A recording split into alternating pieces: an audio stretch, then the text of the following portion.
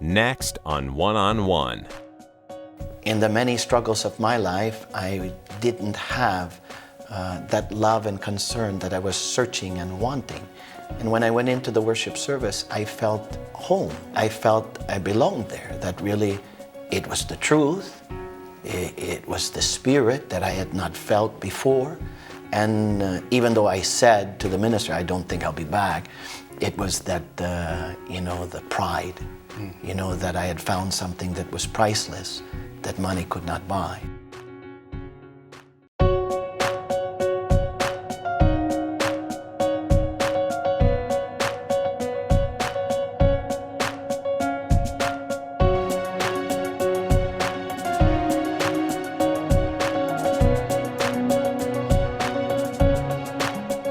Welcome to One on One. I am Brother Barry Thompson. This is a show where you meet everyday people from all over the world who have spent their lives walking in one or many directions only to discover that they needed to find the right path to God. See what these people found in the Church of Christ or Iglesia Cristo that they couldn't find anywhere else.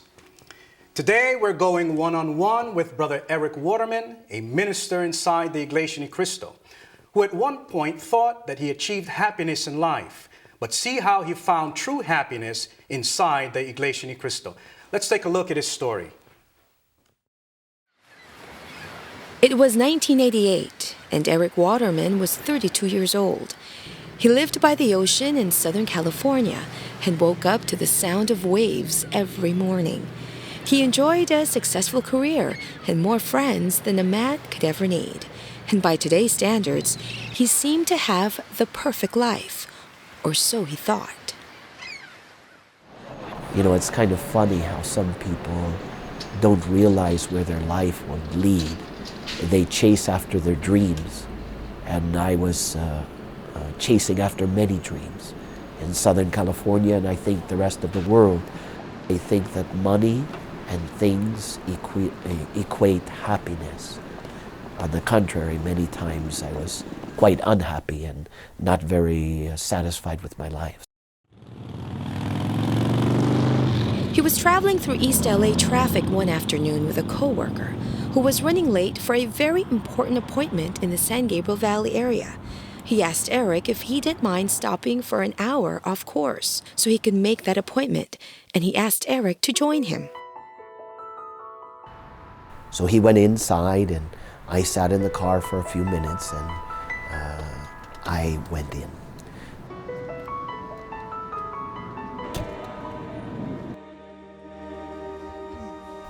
I noticed that indeed everyone was quite solemn and orderly, and in Southern California, everyone is in a fast pace, but at that moment, of course, it was before worship service.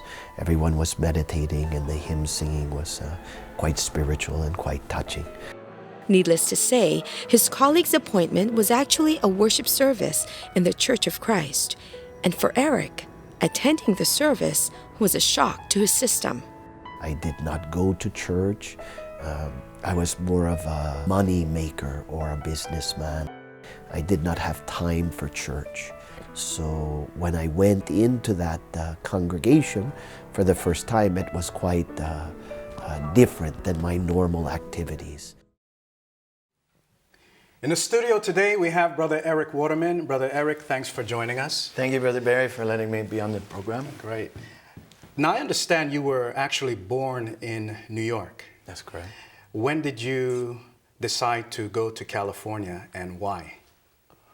Well, my life was always in pursuit of greater and bigger things. As a rolling stone gathers no moss, I was always on the go. Being from New York, we were always in the fast lane, always pursuing a bigger and brighter future. So I was always, from a young boy, wanting and yearning for something that I didn't have. The calling of the West Coast came, and I went to California in the late 70s and early 80s to pursue my greener pastures. So I was always looking to be able to live my dream, to live on the beach and have a happy life and, so to speak, fulfill the Hollywood dream of what life is supposed to be like. And while I was there working hard and also enjoying my life, I was able to be privileged to have met many people, and especially those that were at the time titans of business.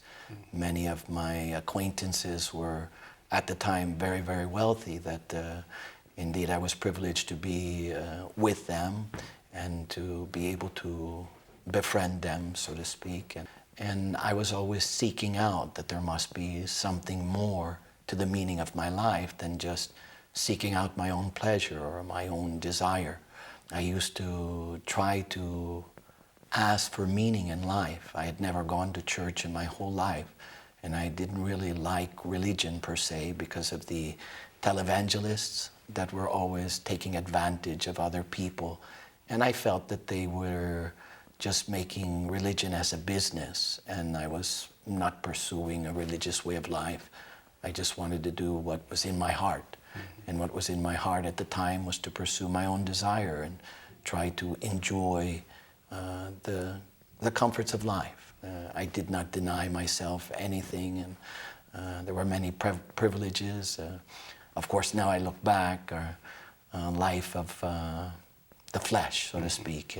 But at the time, I had no idea that it was against the teachings of God or the righteous way. I was just following my own heart and my own desire till I was called into the church on that moment that I went into the worship service. I was not really looking. I was just somewhat empty in many of my relationships, left a lot to be desired. Many times my dreams were shattered. Many times my life, according to what I thought, was a failure. But as I look back, it was not a failure. I had a very blessed life, and God had another plan for me. I believe that those early years I had seen what life could be. Were you actually searching for something more than what you had at the time when you stumbled upon the church? Well, Were you searching for meaning in life? I really did not think that religion would be for me. I listened to the preaching, even though it touched my heart. The minister was preaching, and I remember teaching about renewing your life, that you should not be in this regard or that regard. And I thought the minister was talking about me, and I would hide behind the person in front of me, and I didn't really want to hear it. But funny thing about the truth, that even though the truth hurts, it still is the truth. And that was the awakening of my life, that I was called by God at that moment. Did you believe in God at this point in your life before you stumbled upon the church? No. Did you believe in God? Would you call yourself back then agnostic, where you were on the fence, you didn't know, which direction to believe or not to believe? How would you describe faith at the time for you, or God? I think the only thing that I believed in was the work ethic, to work hard and to grab the most you can from life and march to your own drummer, so to speak. I didn't really think about God and that all things came from God, or that God was the one that made your life and your heart beat and gave you the talents to be able to earn or have the luxuries in life that you are leading. So I guess you would say that I was maybe agnostic in doubting whether God really was the ruler of my life, because I really didn't give any honor to God or to religion. So how do you go from having that type of mentality and thinking, where you don't really think about God at all, you stumble upon the church? Well, we say stumble back then, but now it's something that had to happen in your life. God kind of led you in that direction. But how do you go from not knowing anything about God, not having any desire to serve Him, to all of a sudden having that desire? What is it? What was a turning point? It's not because, anybody can stumble upon, just by turning on your television, you can stumble upon religious organizations and people preaching and teaching about God. So going from where you were before, then all of a sudden being grabbed, what was it that hooked you, that caught your attention? Was it something that you felt after your first attendance in the worship service? Well, I think comparing and contrasting to those that I was associated with, you know, I had been privileged with being with so many people that had it all. I mean, in the late 80s, some of my friends were billionaires that had so much money that their children and grandchildren never had to work a day in their life, but they were still working. Mm-hmm. And they were still doing what they felt in their heart was their life's mission. Mm-hmm. But I saw the victims of that hard work being their family, their harmony, their happiness, their contentment. I used to always put job, money first. Family was a distant second, and God was not existent, to the point that I didn't realize that it was important to put God first in my life. So when I went to the worship service and heard that, I remember the verses that it would be difficult in the last days because people would be lovers of themselves. So that was it. There was a void in your life, in Yes. a sense that you had things that most people wanted. You know, you were making good money, right? You were mixing with the rich and the famous. You've seen their lives. You've seen the money and the lifestyle that they had that so many people today want to have. And even though you had all those things and you were surrounded by those things, you weren't happy. No. In the many struggles of my life, I didn't have that love and concern that I was searching and wanting. And when I went into the worship service, I felt home. I felt I belonged there, that really it was the truth. It was the spirit that I had not felt before. And even though I said to the minister, I don't think I'll be back, it was that, the pride, that I had found something that was priceless, that money could not buy. Were you touched in that first worship service that you attended in a way that you probably could not express? But were you touched? Do you feel something touched? Well, I remember the hymn singing, and until now,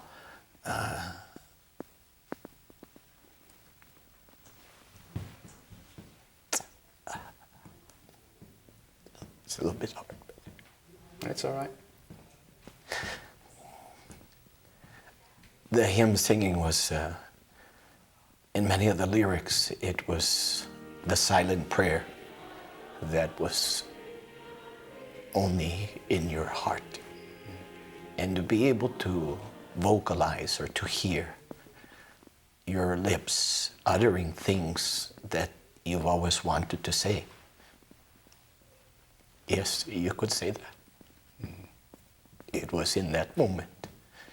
And then when the lesson came and it was just straight from the Bible, and as the shoe fits, you have to wear it. And even though I wanted to ignore it and didn't want to really follow someone else all my life, God has another plan. And the plan, I had to leave my life.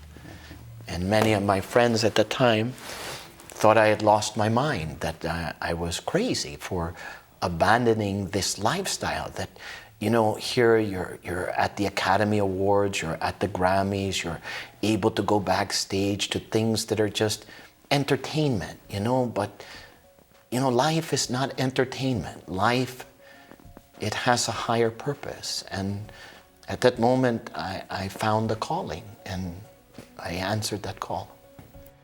When we come back, we'll see how he eventually finds the missing pieces of his life. Stay with us.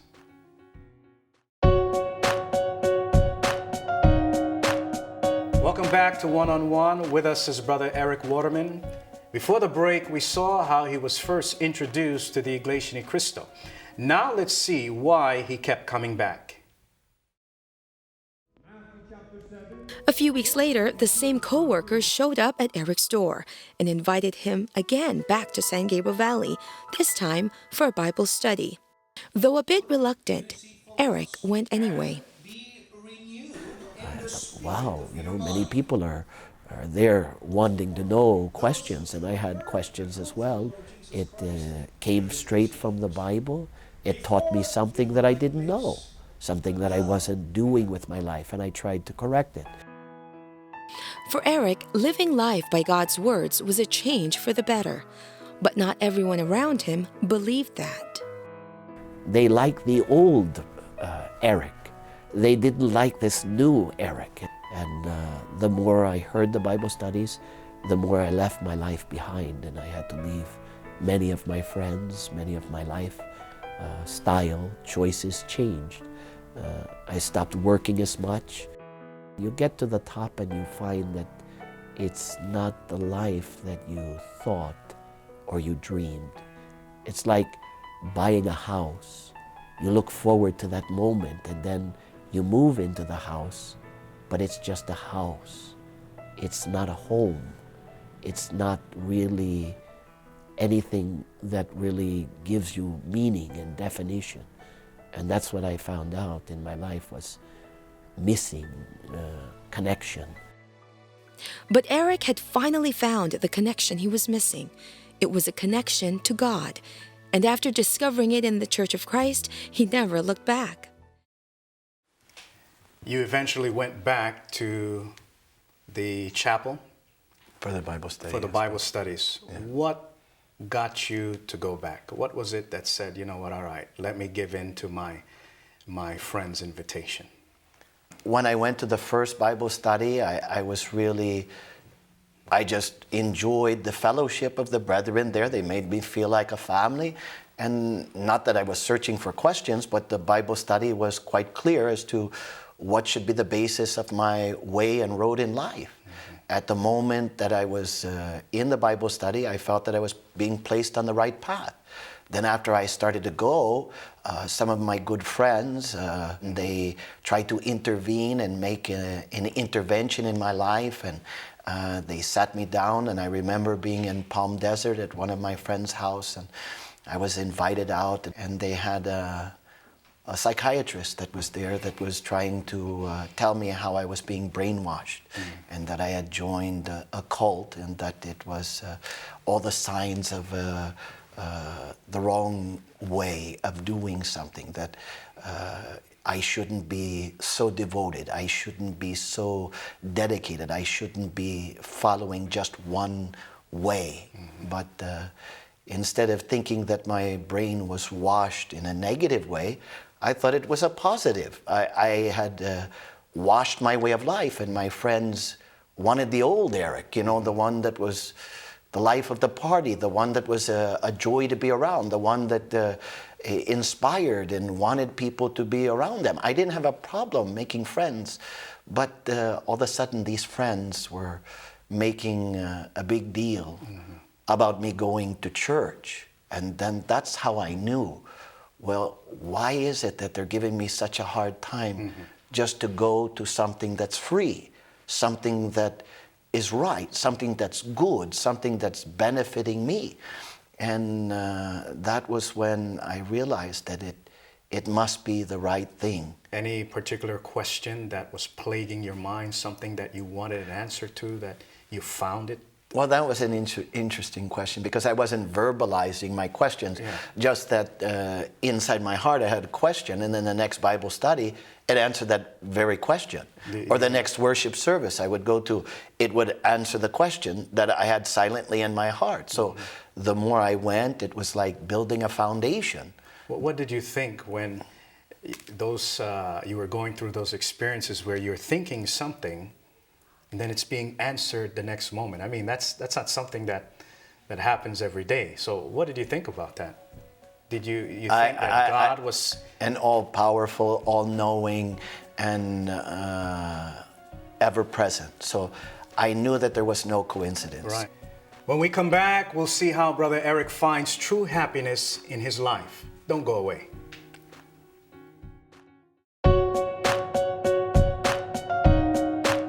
Welcome back to One on One. With us is Brother Eric Waterman. Let's take a look at what path he took to bring him closer to God. It's been about 20 years since Brother Eric joined the Church of Christ, and today he's a minister of the gospel and lives a life with more blessings and more purpose than he'd ever dreamed possible. I am en route from Hamburg to the Danish border to visit one of our groups. The group worship service is Bremen, but some of the brethren travel 200, 300 kilometers just to gather. As a minister in the church, he has been assigned to different congregations all over the world and continues to see the magnificence of God's guidance in the church.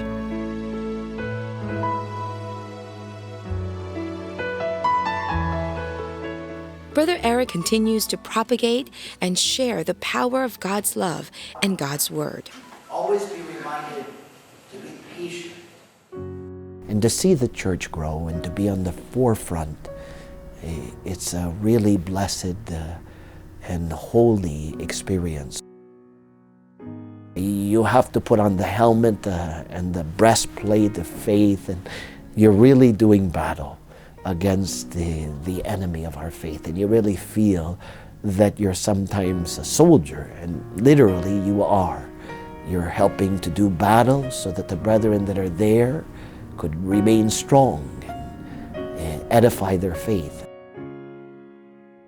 I remember the first time I had a devotional prayer in Central Temple. Those are the moments when you really value the power of prayer and the wealth of your membership, that these things are priceless. You experience them and you live by them and you share them. And in the experiences of your life, you start to find out that life is short.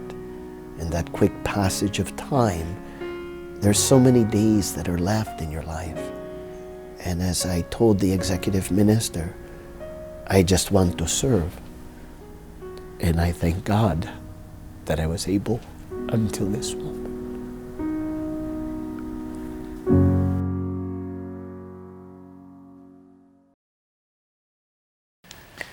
Well, Brother Eric, I know that hearing those words that you spoke and your experiences has been something extremely special that's probably hard to describe.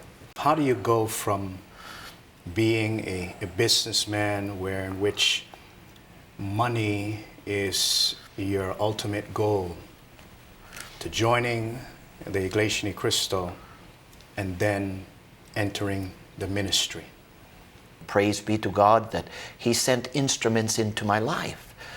Brother Bob Pilien, the first minister that taught me, and other officers of the church, they embraced me. They built up my faith. And you know, when there were moments that I was battle scarred from the world or the tribulation, when I fell in my battle, they were God's instrument to pick me up.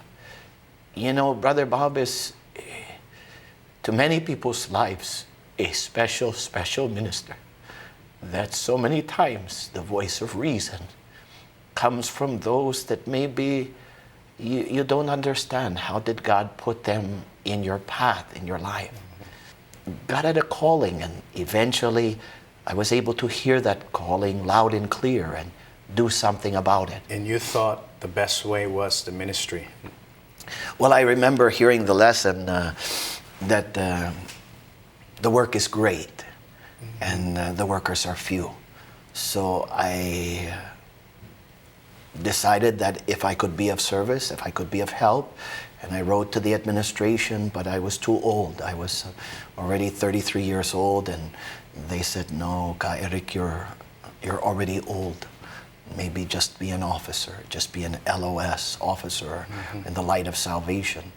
But still there was that yearning, so I kept writing and kept getting denied, and eventually I just got on a plane and went to the Philippines, and I met with the executive minister, Brother Eranio Gimanalo, and my life changed at that moment. And he asked me the one question of why you're here. And I told him that it was because I wanted to serve God. And at that moment, he opened up my life. And my life has never been the same from that moment. You've been all over the world, literally. This is in the ministry, right? Yes. You were assigned in different congregations in Europe. Yes. Where else were you assigned? We were in South Africa for 3.5 years. We were all over England, the United Kingdom, and Ireland, and Scotland, and Wales. We were also assigned in Sweden and Denmark. We were able to purchase a chapel in Copenhagen, Denmark, which was a beautiful occasion and chapter in our life and ministry. In Hamburg also we were there. We were there in Bonn for a few years. We were in a little island of Mauritius. Many precious experiences. And now we're assigned in Lamont in the Midwest, the district overseen by Brother Joel Narciso, our district minister, that has helped us so much in our adjustment. And just a beautiful chapel. And it's a small town, and it's just a blessing to be in the most beautiful chapel that was bringing life to a town that their church had abandoned them or had closed, and now we brought the life and the spirit. And you as a minister, Brother Eric, you speak to a lot of people. Let's say that you had one last chance before Judgment Day, and your family members, all of your relatives were right before you. It's your last speech to them. What would you tell them concerning this church, your experiences? What would you tell them that they should do, and why? you know, that's funny because I remember my sister and brother coming to the first assignment in Philadelphia, and they wanted to check it out, see what kind of church this was. And my whole family was never religious, and they were listening to the lesson. It was about the false prophets and those that were leading people astray in the Catholic Church. And my brother first called me about a month later after visiting and said, "I'm joining the church." And I said, "Oh, great." And he said, "But not your church." I said, "What church?" "The Catholic Church." I said, "How could you be? You heard the lesson. It was clear. You're educated. You know." And he said, "Well, my wife is Catholic, and, you know, we want to keep our family not confused in their religious preferences. And the Catholics let you come as you are, do as you want, and live your life the way that you want." And a few weeks later, my sister, who heard the same lesson, also said the same thing. Sometimes we just don't want to see the truth until it's too late. But at the end of the day, before my life, it's my prayer that my father, and my dear mother, and my family could be inside and to know what I know. But that's God's calling. You can't go for someone else. You have to go because you heed the calling and you're following that course. I invite not only my family, but every family, not only just to think, but to seek out and to listen with open ears and an open mind. I just hope that people could understand what faith, hope, and love is. And the greatest is love. And I learned what love is to God. It's to obey and never be burdened by those commandments.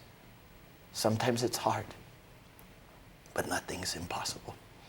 And I've seen, if I look back, you know, if I slow down just a little bit and look back and count those blessings, it's a blessed life, and it's an honor to be in the Church of Christ. Of my heart, I cannot replace those moments when in the hymn singing or in the preaching, it just, you feel God. I remember being in the Philippines, and I didn't understand Tagalog so well, but you felt the power of the Holy Spirit, and you felt the comfort and warmth of God's presence in your life. And never will I exchange that privilege for anything or anyone. I thank God for allowing me to have a part in His plan. Thank you so much, Brother Eric, for joining us and Thank you, telling Brother us your life story. It's Thank been a you. blessing. God bless you. Thank you. As you listen to Brother Eric's story, perhaps it reminded you of someone you know, or maybe even your own story. Now, with so many choices of churches out there, it's easy to get confused. But keep in mind that there are tons of religions and churches out there in the world. But if you want the truth, there is only one. The only church built by our Lord Jesus Christ, the Church of Christ, or Iglesia ni Cristo. For more information about the Iglesia ni Cristo or Church of Christ nearest you, write us at 1-on-1, 1655 Southgate Avenue, Daly City, California, 94015. Or email us at oneonone@inctvprod.net. Thanks for joining us. I am Brother Barry Thompson. See you next time. God bless.